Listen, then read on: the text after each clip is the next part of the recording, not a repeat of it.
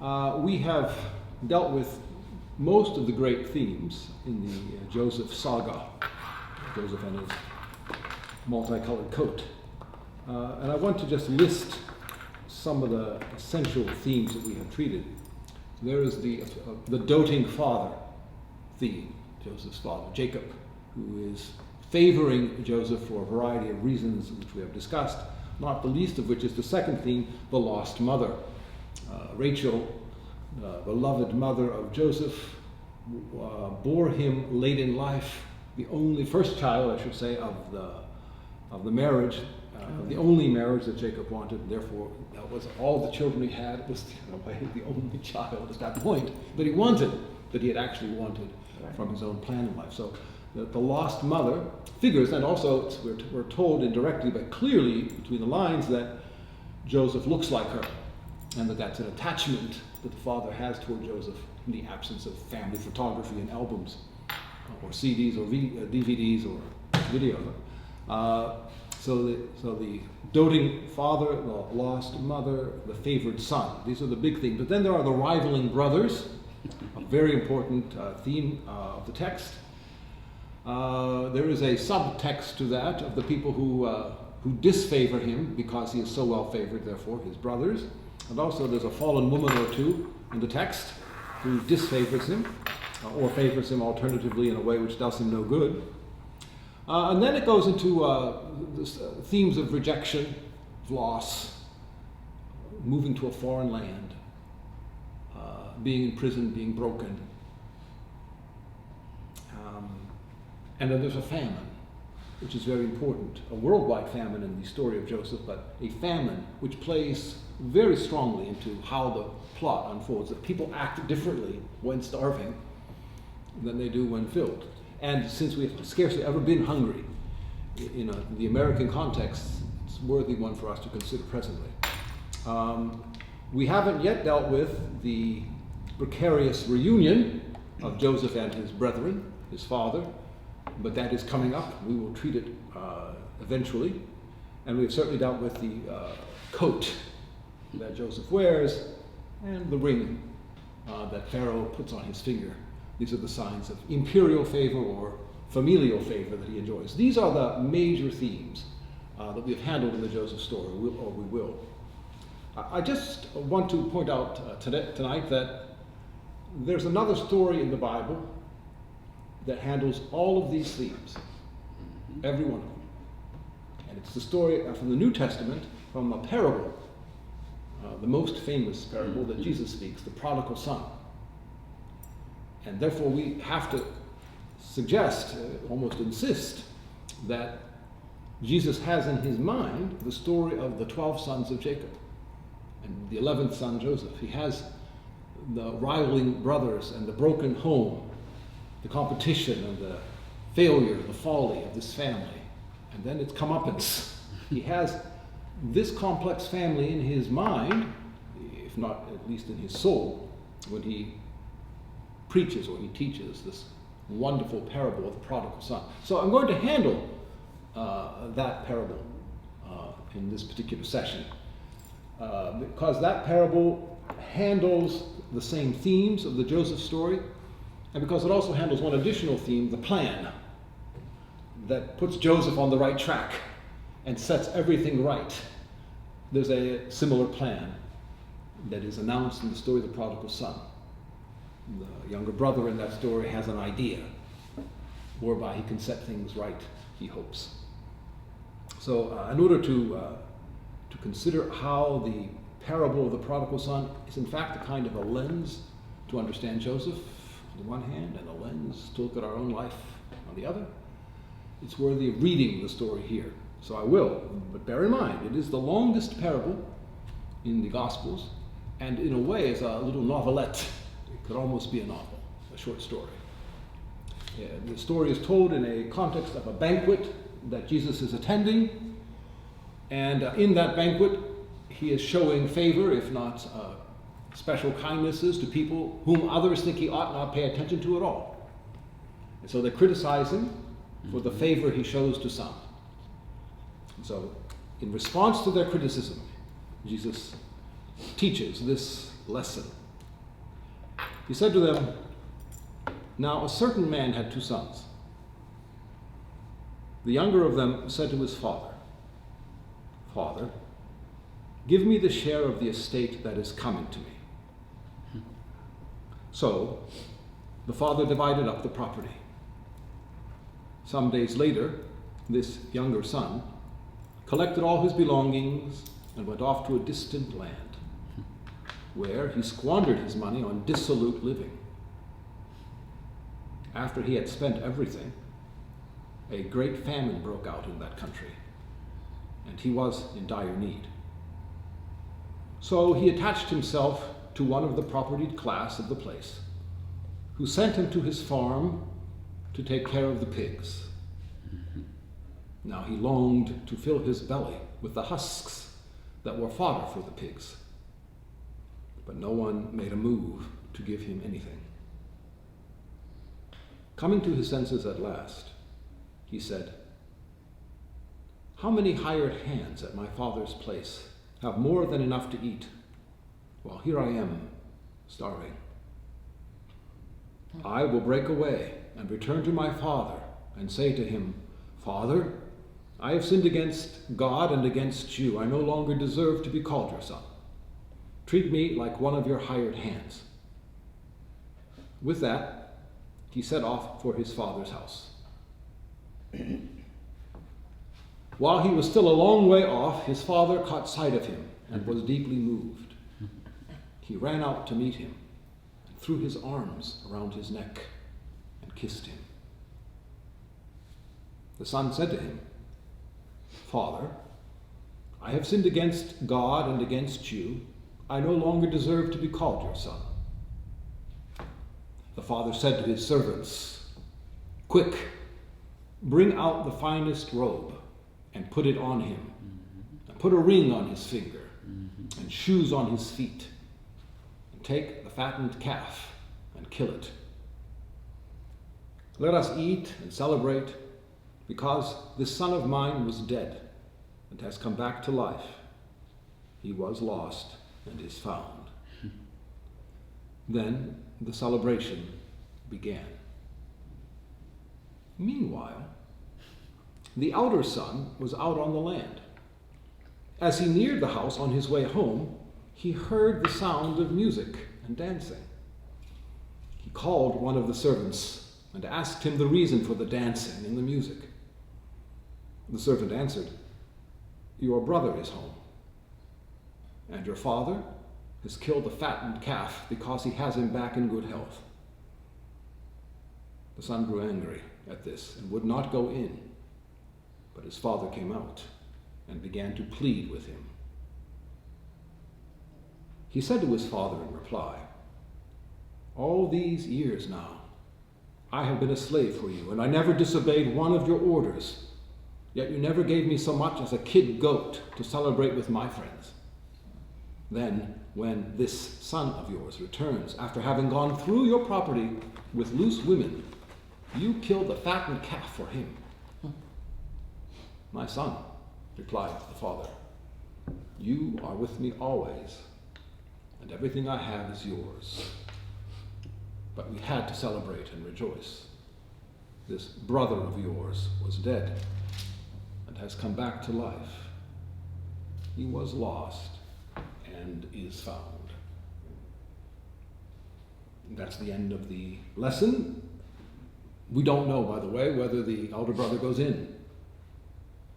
The answer to that question lies apparently in the hearing of the audience, when in some analogous condition in their life they go back in after some similar rupture in their relationships and their home.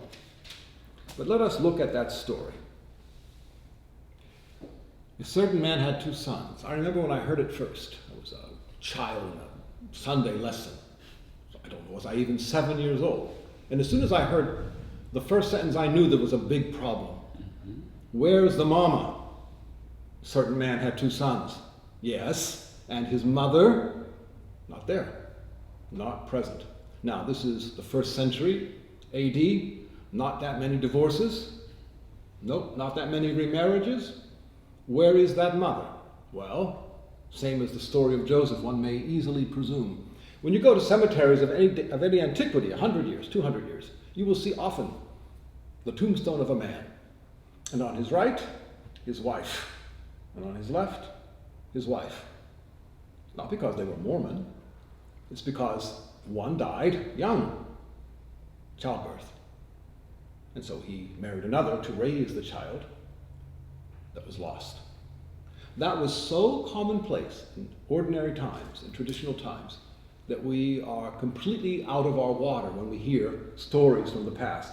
The precarious, the fragile, the delicate, the dangerous project of maternity in traditional times was profound. Women put their lives on the line. And that's why wedding days were filled with tears, because you might lose your daughter within the year. Because no one knew for sure, that first one especially, but others as well. There was a man who had 2 sons. We know what happened without any other explanation. Unless any other is given, we know why. There is no mother. There is no wife. She's passed. And if you take that into account, which you must take into account if you're a first century hearer of this, then a lot falls into place. Like, why is a father trying to act like a mother? And why is the older brother angry with the younger one all the time? As if he did something to him, against him, early in his life. Well, he did. He killed her. And that's what the younger brother would seem like, a killer to the older one. And why is the younger brother so morally disreputable? Well, perhaps because he didn't have a natural mother. Or perhaps because he was blamed for her loss rather than accepted in spite of it. Much of the story follows from the premise. There was a certain man who had 2 sons. The younger of them said to his father, "Give me the share of the estate that is coming to me. It's not enough that I killed my mother, I need to kill you." Patricide following matricide. It's your property I want. My relationships stink, but I know how to spend money. And you're as good as dead to me anyways. And that's what it means in the first century when you say to your father, "Give me my share." It means die already. Now the interesting thing is, the father didn't punch him up, didn't throw him out. He actually did it. He divided up the property, which indicates that this is coming at the end of a long series of collapsing relationship struggles. This is not the first or second or third fight of the father and the son here. This is unfortunately the tail end of a catastrophe. The father divided up the property. Some days later, the younger son collected all his belongings and went off to a distant land. In the ancient world, and certainly in ancient Israel, one's property, one's land, is one's legacy, one's heritage, one's family name. One is attached to it. All of one's life and one's descendants are attached to it. By taking his share and selling it, he's ruptured his family. He's destroyed his house. He's broken every primary bond. He's ruined everything. So there must be some real problem with this boy. Some significant, catastrophic character flaw. And the father isn't even fighting it. It's beyond remedy. That's where things get eventually, with many kinds of addictive behavior. And we will see that this is very likely the case. He collected all his belongings and went off to a distant land, where he squandered his money on dissolute living. The Greek word for dissolute here is a medical term. It means a series of ongoing decay. Someone is dying. Sorry, I couldn't quite hear you. How about that? Someone is dying. The younger son is on his way out. Whatever his condition is, he's circling the drain. And that's why at the end, the father will say over and over again, he was dead and now is alive. You got him back in good health, it says. The father didn't expect to see him anymore. The process was pretty inevitable, an inexorable process of decline. He spent his money. So whatever his dissolution is, say, if we would say now drugs or alcohol, that's not just a moral problem. It's a physical, it's a medical problem. You keep doing it and you will die if you keep doing it in excess. And that's more or less the sense of dissolution in this particular story. after he had spent everything, and it doesn't take a long time to spend everything. It's No, extraordinary. I was just reading today the number of people who've won the big ones, who go bankrupt within 5 years. I mean, the huge lotteries, the multi-million dollar ones, they go bankrupt because it doesn't take long. I'd still live right here. And you should live right here, good ones. Mostly. He went bankrupt. After destroying everything, he still went bankrupt. And after he had spent everything, a great famine broke out in that country, and he was in dire straits. Well, because economies fail collectively, communally, just like they fail personally and privately. People make bad decisions personally and in their families, and they go bankrupt, and whole nations go bankrupt. Mm-hmm. And we will see within our lifetimes probably some analogy to this. So he attached himself out to one of the propertied class of the place, and who sent him to his farm to take care of the pigs. So now we know he didn't even go to any place in the 12 tribes of Israel. Mm-hmm. He went outside to pagans. He's living with pig herders, which is so. Now he not only left his heritage, his family, his legacy, he left his religion. And now he's hobnobbing with people who don't have at all the kind of spirituality with which he was raised. He longed to fill his belly with the husks that were fodder for the pigs. It doesn't say he longed to fill his belly with the bacon. Perhaps because bacon is still repugnant to someone who was raised in a Jewish house. Mm-hmm. He's not hungry, he's not interested in bacon, but he would like to eat the grain. But no one made a move to give him anything, because on the large-scale society of collective behavior, of business behavior, of corporate behavior, on the large scale, people don't feel your pain. It's business relations. Mm-hmm.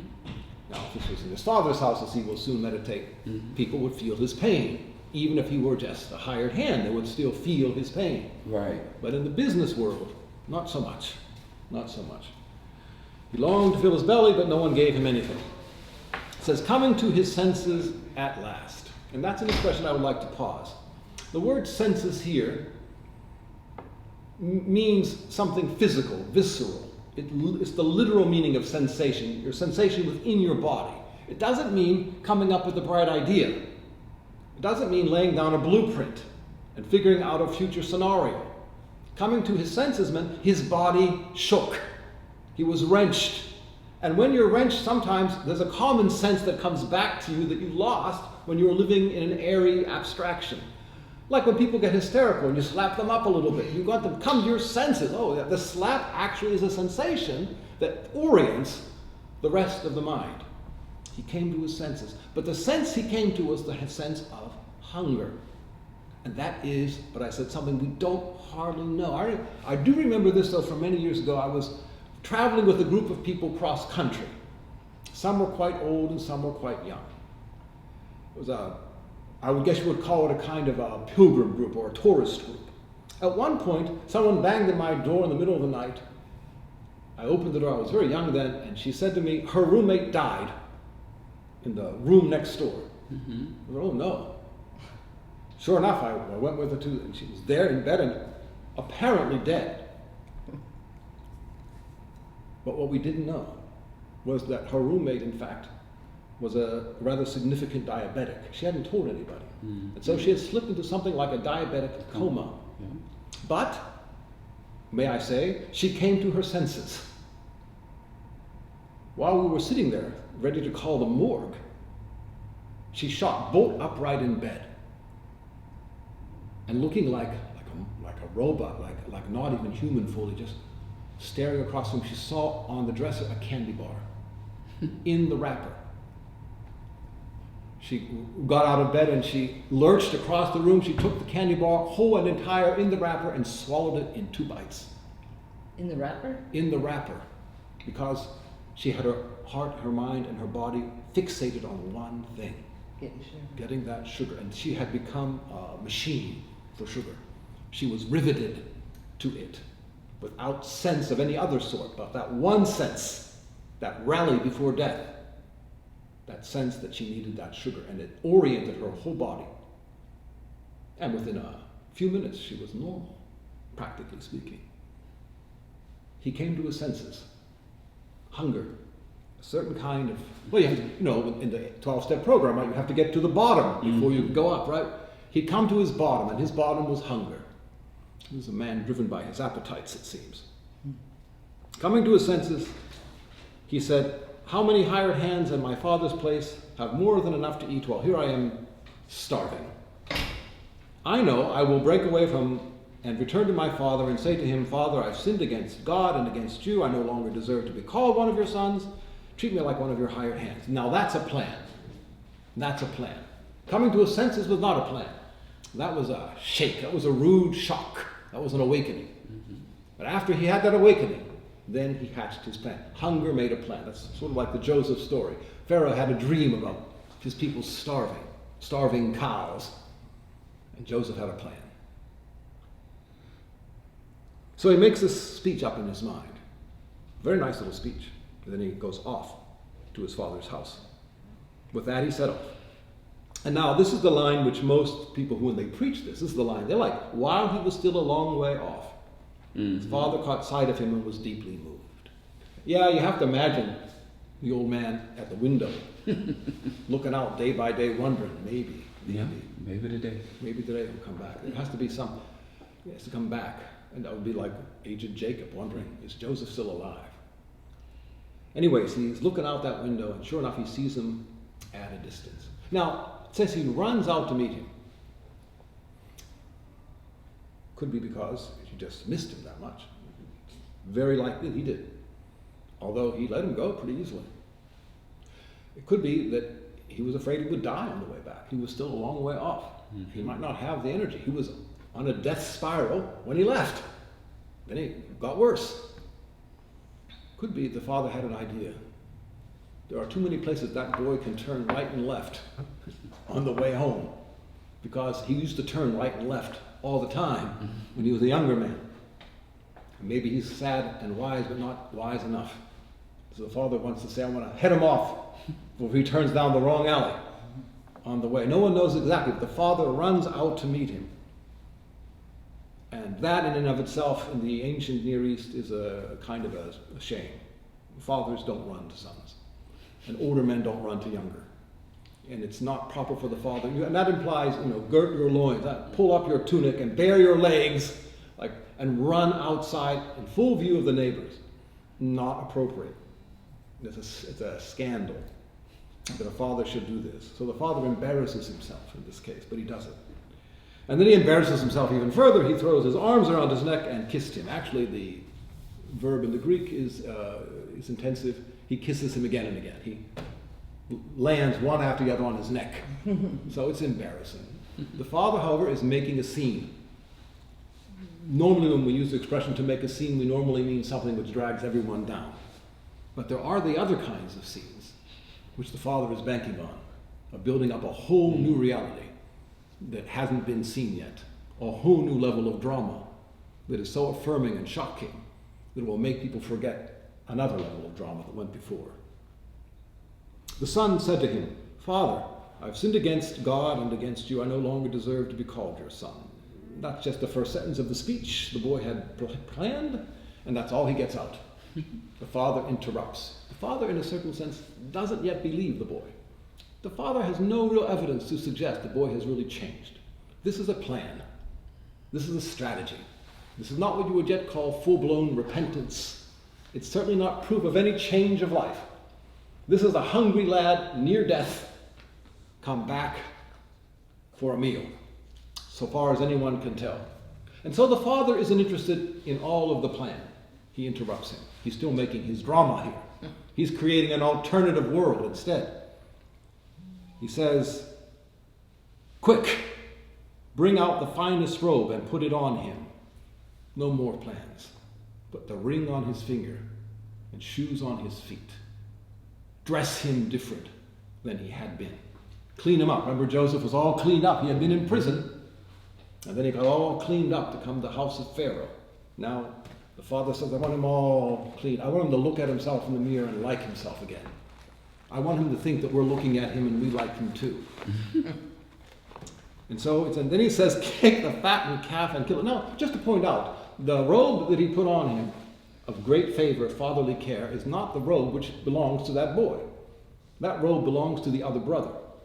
Everything, remember, he divided his property earlier on and gave each son the half and the half. So everything he now gives the boy belongs to the other one. Yeah.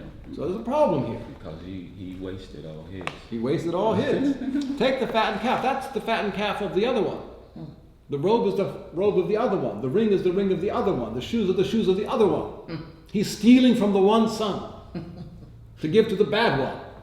This is a bad idea, it looks like, to many people. Then he says to the servants, let us eat and celebrate, because this son of mine was dead and has come back to life, lost and now is found. Then the celebration began. Now, you have to kill the fattened calf and dress the meat. You have to bring in the various fruits and vegetables of the crops, and you have to start a banquet. This will take conservatively 3 or 4 hours before the meat is done, another hour or 2. Now you're going to send out guests lists. So you're going to bring those. That'll take an hour or 2 as well. And you're going to have, by the way, musicians, because they'll be singing and dancing before it's all done. And singing and dancing, you might well know, as in modern times, singing and dancing happens at the end of a banquet. So just put that. Now we're talking now 6 or 8 hours later, after the boy is found, they're singing and dancing. So where is the elder brother at this point? He's out on the land. Well, that land has just been cut in half. How much land was there that he's gone 8 hours? He's not that far away. There is no way the father could not have brought the elder son home for that banquet. After all, they brought in the neighbors. So why isn't the elder brother there? Because the father didn't want him to know. And the father was pretty sure that the elder brother wouldn't notice out there in the land, because I bet that elder brother had his nose to the grindstone all the time. He was a worker, because it was all his now. And he was busy propping up that estate. He was trying to get it back on its feet after the younger brother had cut it in half. He was a worker. Maybe he was a workaholic, because there's a little aholic in both of these boys. So the elder son is out on the land, and the father is reasonably sure that he can give away everything. the shoes and the ring and the cat and the cow and the clothes. He can give it all away, and he's reasonably sure the elder brother is not going to come home and mess it up. The father's going to make his theater, the theater of restoration, if you will, the theater of second chances. He's going to make his theater. He's going to wait until the elder brother comes home and make part 2. Meanwhile, the elder son was out on the land. As he neared the house on his way home, he heard the sound of music and dancing. So he's putting this together. Music and dancing, music and dancing. That means there are guests in there. That means there was a banquet. That means there was a party. That means this is the end of the party, and I have not been invited to my own house for a party. He hears all that, and then he thinks, what could ever have caused this to happen? When I left this morning, there were no plans for a party. So I think he has in his back of his mind what happened. He calls one of the servants and asks him the reason for the dancing and the music. That is, why did you wait so late to get me? Because that's what that means.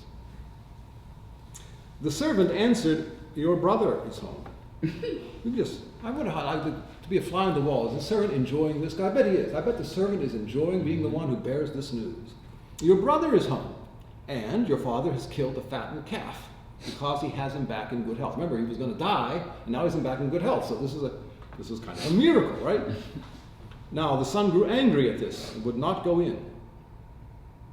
But his father came out and began to plead with him. This is the second time of the day the father has come out to one of his sons. It must be hard to be a father without a mother. He said to his father in reply, all these years I have been a slave for you. Take a dagger into the old man's heart. All these years you have been a slave to me? You're my son. And you say all these years you've been a servant. All right, so the elder son said, all these years I've been a slave. What did the younger one say? He said, Father, I sinned against heaven and against you. I no longer deserve to be called your son. In other words, I certainly am your son. The younger brother had won the day when he said the word father. He actually won then. It was already his victory. And then he reiterated his victory and said, I don't deserve to be called, but I therefore am your son. The younger brother, whatever his problems, and they were vast, never forgot The man was a father, and he was a son. And the elder brother, no matter how virtuous, hardworking, and correct, never realized that the man was his father and he was his son. All these years I've been your slave. And then he says, and then when this son of yours, not my brother, when this, here, spit the words That's out. what I was supposed to say. When this son of yours returns after having gone through your property with loose women, you kill the fattened calf. And then another dagger. Thank you, son, for reminding me specifically and exactly of the sins, the addiction, the downward spiral, the death rattle of my son. Thank you for dotting the I and crossing the T, because that's what I needed right now. I needed to think about the prostitutes. I was thinking little house.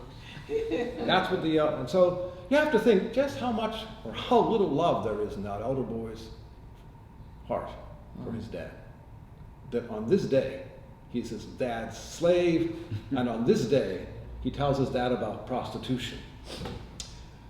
Your son probably has a venereal disease. So this is a really, one might say, unnecessary tale telling here. The elder brother is filled with a certain kind of shallow virtue and lacks the substance of the human heart. My son, replied the father, he's not my servant. My son, you are with me always, and everything I have is yours. In truth, he said, everything I have is yours. I gave you the half and him the other. And so, yeah, I just stole from you a few things tonight. When you were walking in, did you notice the fattened calf wasn't even in the stall there? Because you probably noticed that I took that which belonged to you. You might have smelt the aroma. Doesn't it smell good? Ain't none left now, because I'll tell you what, that fattened calf is a young'un, and they just go real fast when the meat is tender. My son, replied the father, you're with me always. Everything I have is yours. But we had to celebrate and to rejoice, because this brother of yours was dead and has come back to life. Is that true? No one knows. The father is wishing it so. He has created the theater of it. He's put all the props up, got all the costumes put on. He got everyone thinking it. He had the music playing it. He was creating the atmospherics for it. Is it true?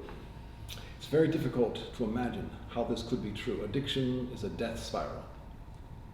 It may not be true, but the Father has done everything in his power to make it true. That's all we know. We know about the Father. If the Son recovers, it happens in the audience who hears the story. If there are people who are hearing the story, who are interested in recovery, then the Son recovers. And if the Son doesn't recover, it's because there are people in the audience who hear it, let the story pass over them like so much water over a bridge. So the parable, which has no ending, concludes itself in the audience. In the earliest preaching of Jesus of Nazareth in his own hometown, he said to the audience, after reading a passage from Isaiah the prophet, this passage is fulfilled in your hearing. In your hearing.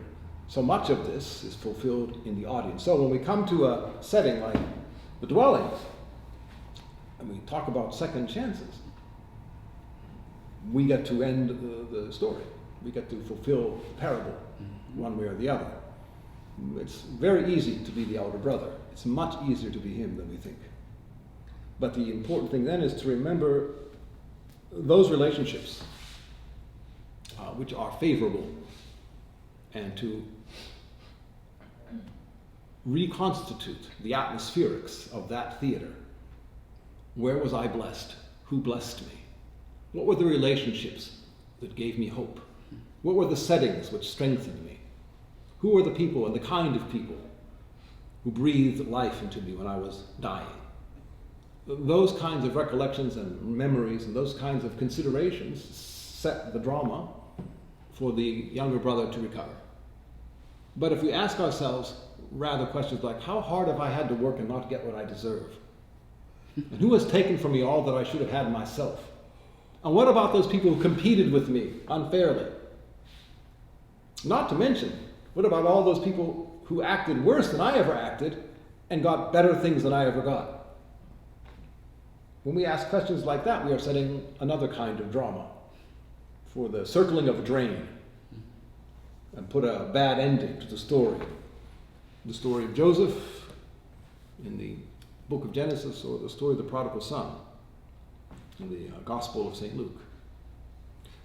Jesus takes that story from Genesis and does something with it which must have struck his audience profoundly. And I think that we can hear that parable all the time and never know the foundation of it in the story of Joseph. And that story somehow is not only the story of Joseph and the younger brother, not only the story of the elder brothers and the elder brother, it's also the story of the audience of the first century parable of Jesus of Nazareth. And it's also the story of the residents, of the dwellings, of the Carney Center. So this story has many applications. It's the story of every house and every neighborhood and every family, extended and every loveless person without family.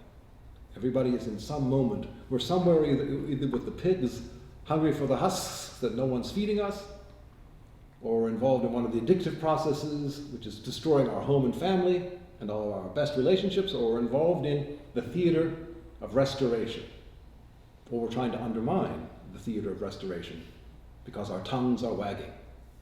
But whatever, we are somewhere in that story, and that story is a good one in any case, to put us in the right place, put us in a better place than we had been.